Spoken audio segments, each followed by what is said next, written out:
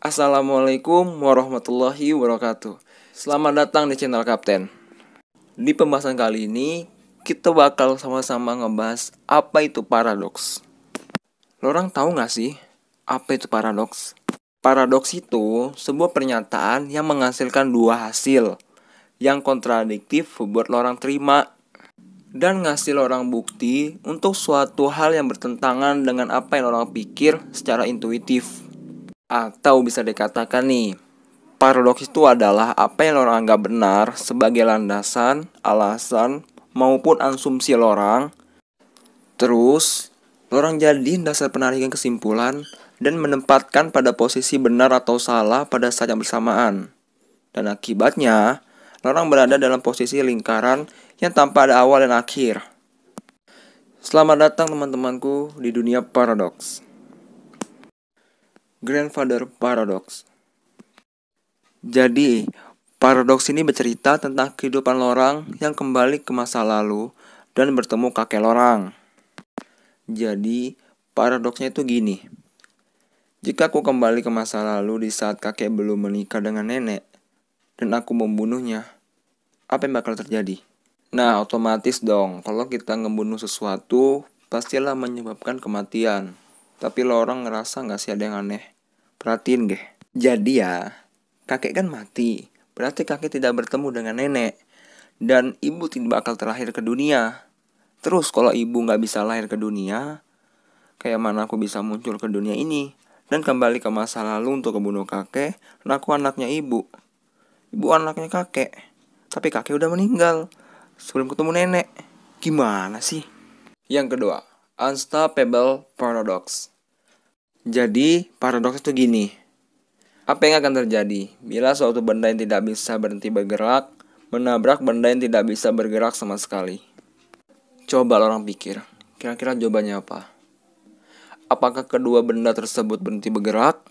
Atau apakah kedua benda tersebut bergerak bersamaan?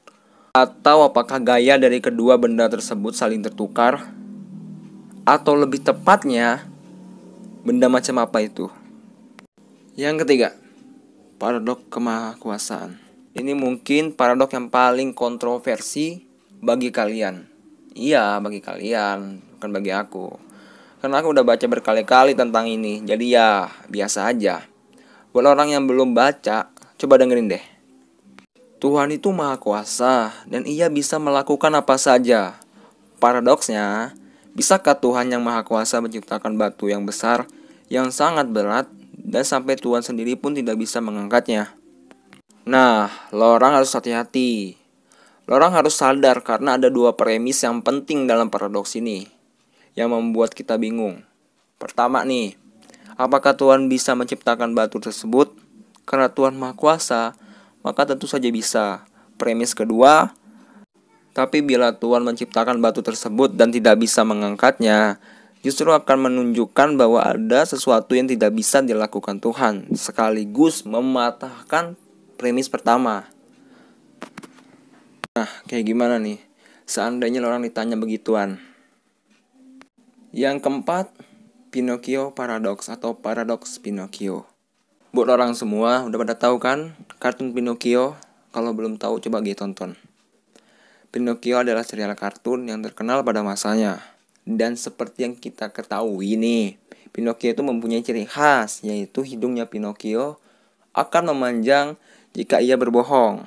Kalau kita perhatiin ya, dari kalimat tadi yang menyatakan bahwa hidung Pinocchio itu bisa memanjang kalau dia berbohong, itu bisa memunculkan paradoks.